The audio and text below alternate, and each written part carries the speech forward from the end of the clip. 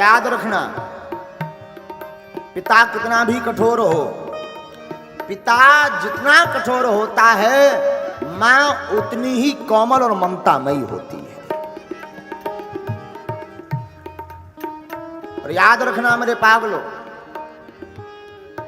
तो दुनिया में सबका दिल दुखाना, पर मां बाप का कभी दिल मत दुखाना। बेटा हो या बेटी, कितने भी गड़बड़ हो, कितनी भी गालियां बकलें, उल्टा सीधा बोल लें,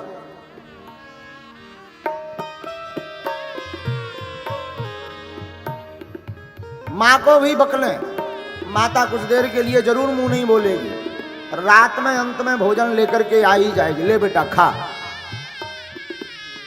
इसलिए मां को ममता की मूर्ति कहा। और हमारा तो निज अनुभव है, धरती पर भगवान के दर्शन करना है तो मां बाप और गुरु यही धरती के भगवान है।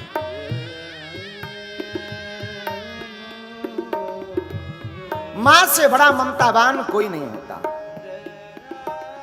कितने ही किलोमीटर दूरी पर बेटा या बेटी रहती हो, पर मां के हमेशा दिल के करीब रहते हैं।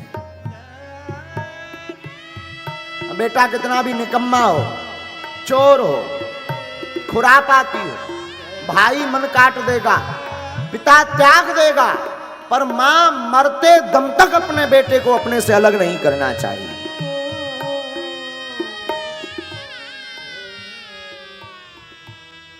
बुरा ना मानो मेरे पागलों, ये बात नोट कर लेना।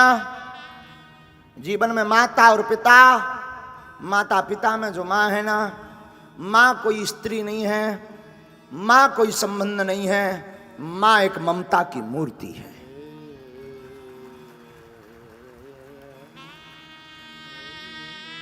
पूरे जीवन भर बोझ ढोती मां, बचपन काल से ही मां का संघर्ष प्रारंभ हो जाता। अपने बेटा और बेटी को सूखे में सुलाती, खुद गीले में सोती। बेटा और बेटी को भोजन कराती, खुद भूखी रहती।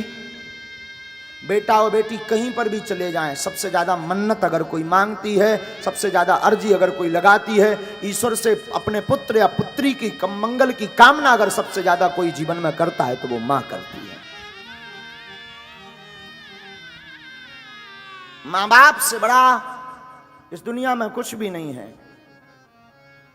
और उसमें भी मां एक ऐसा शब्द है जिस शब्द की कोई व्याख्या नहीं है। मां जिसका कोई उदाहरण और इसकी कोई दूसरी तुलना नहीं है। स्मरण रखना, तुम सबको दुख देना, पर अपने मां बाप को स्वप्न में भी दुख मत देना।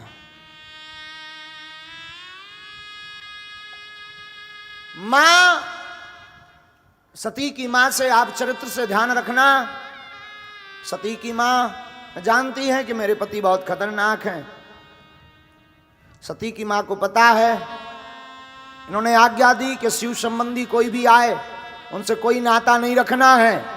पर सती की मां ने अपने प्राणों की बाजू लगा दी कि मैं भले ही मैं मर जाऊं, मेरी गर्दन काट दें, पर मेरी बेटी से कोई नहीं बोल रहा, मैं तो गले मिलकर के ही रहूंगी। यही तो मां की ममता होती है, यही तो मां की मूर्ति होती है। मां ममतावान होती है, मां करुणावान होती है। मां एक ऐसा शब्द है जिस शब्द में अथाह प्रेम भरा है, लबालब। मां एक ऐसी उद्घोषणा है जिसको बोलने के बाद संतुष्टि मिल जाती है। और सच कह दें, बेटा हो या बेटी, वास्तविक जीवन में अगर घर से जुड़ा रहता है तो कितनी भी विपरीत परिस्थिति आ जाए, उस परिस्थिति से अगर डांडस बधाने का काम कोई करता है तो जीवन में मां करती है। अब भयंकर दुख आ जाए, मां बोल देती है तू चिंता मत करिए, तो होता रहता है। मुझे एक वाकया स्मरण आ रहा। एक क्रिमिनल को फांसी की सजा मिली। वो घर पर मां बाप से मिलने आया, पुलिस वाले उसे लेकर आए। उसने मां को प्रणाम किया, मां रो पड़ी कि तुझे तो फांसी है। वो उससे ज्यादा पहले ही रो पड़ा, मां मुझे फांसी की सजा मिली है। मां ने सोचा अगर मैं भी रोऊं, ये भी रोए, मामला बिगड़ जाएगा, बहुत देर तक टिक नहीं पाएगा। मां ने उसका सिर पकड़ा, सिर पर हाथ फिराते हुए अपनी गोद में सिर रखा। वो जंजीरों से बंधा था, जिस बालक को अपने हाथों से बांध करके रखती थी उसका वो बालक आज जंजीरों से बंधा था। 2 दिन बाद उसकी फांसी थी, 2 दिन बाद उसको मरना था। फिर भी मां सहलाती हुई, अपने आप को भींचती हुई, अपने आप को कंट्रोल करती हुई क्या कहती है? वो कहती है बेटा ये तो आना जाना सब ईश्वर के हाथ में है, तू चिंता मत कर, तू रो मत, 2 दिन ही जिंदगी के 2 साल मान। और जब बालक चला गया, लोगों ने उसकी मां की बड़ी तारीफ की, ये बड़ी ताकतवर है, ये बड़ी ढांढसमान है, ये तो बड़ी ज्ञानवान है। लेकिन जब लोग दोबारा मिलने गए तो उससे उसके पहले उस पुत्र को फांसी लगती, उसकी मां ने पुत्र के वियोग में प्राण त्याग दिए थे। और मरते मरते वो कहती जा रही थी कि मैं पुत्र को भले ही ये कह चुकी कि मरना और जीना तो ईश्वर के हाथ में है, पर मेरा हृदय जानता है मेरा पुत्र क्या है और पुत्र के जाने का दुख क्या है। लेकिन अपने पुत्र को प्रसन्न देने के लिए मैं रो नहीं पाई, और अब मैं रोऊंगी नहीं, अब मैं अपने प्राण त्यागूंगी। ये होती है माँ जो अपने बेटे को प्रसन्न रखना चाहती है, खुद मरना चाहती है।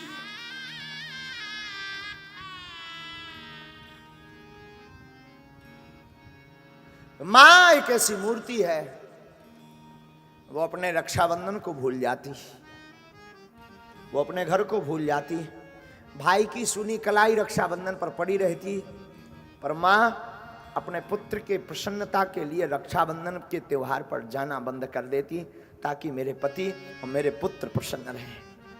उसे भी बहुत याद आती, उसे भी लगता मैं जाऊं, मेरे भाई की सुनी कलाई होगी, मैं कलाई पर राखी बांधूं, आज मेरा भाई अकेला महसूस कर रहा होगा, मैं जाकर के उसको खुशियां दूं, सबकी बहनें आई होंगी, मेरी सहेलियां आई होंगी। पर माँ तो माँ होती है, एक तरफ सोचती है कि मैं जाऊंगी तो घर पर मेरे बच्चे भूखे रह जाएंगे, मैं अपनी खुशियों को मार देती हूँ, मैं अपने भाई की कलाई सूनी रख लेती हूँ, पर मेरा बेटा मेरा बेटी भूखा ना रहे। ये है माँ, ये होती है साधु वो माँ। माँ के लिए तो कोई व्याख्या नहीं है। मां शब्द अपने आप में एक बहुत बड़ा है। एक वीडियो हमने बहुत पहले किसी सज्जन ने हमें दिखाया था, उस वीडियो का चित्रण आज भी हमारे चित्त को झंझोर देता है। हम तुम्हें वीडियो तो नहीं दिखा पाएंगे, पर उसका चित्रण बताते हैं। रोड के एक्सीडेंट में एक बंदर का बच्चा एक्सीडेंट में मर जाता है बीच रोड पर।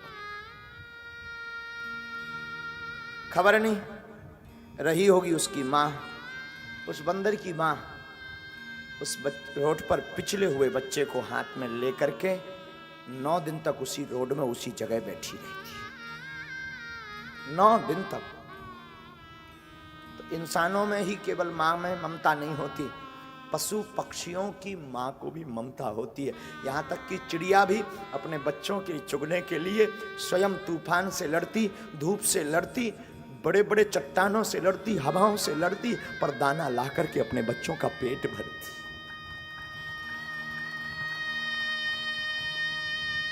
इसी का नाम है माँ, इसी का नाम है माँ। मैं निवेदन करूंगा मेरे भाई बहन, मेरे पागलों, तुम जीवन में सबको दुखी करना, माँ बाप को दुखी मत करना। तुम सबके ऊपर चिल्ला पड़ना, औरों पर चिल्लाओगे कोई नहीं सुनेगा। एक तुम्हारी माँ होती है जो तुम्हारा चिल्लाना भी सह लेती, कुछ नहीं बोलती, मौन हो जाती। औरों को तुम गाली देते हो, वो चांटा मारते हैं, पर एक तुम्हारी माँ होती है जो तुम्हारी गाली भी सह लेती, तुम्हारे नखरे भी सह लेती है। तुम एक कपड़े उठाते हो 10 बिखेर देते हो, माँ कुछ नहीं बोलती, चुपचाप उसको ठीक कर देती है। कभी पत्नी के साथ जीवन में ऐसा करना, तब खबर लगेगी। वो 4 सुनाएगी तब एक काम करेगी। माँ के साथ जीवन में देखना, माँ इतनी ममतावान होती है, तुम 10 बार कुछ भी गंदगी कर लो, 10 बार साफ कर देती।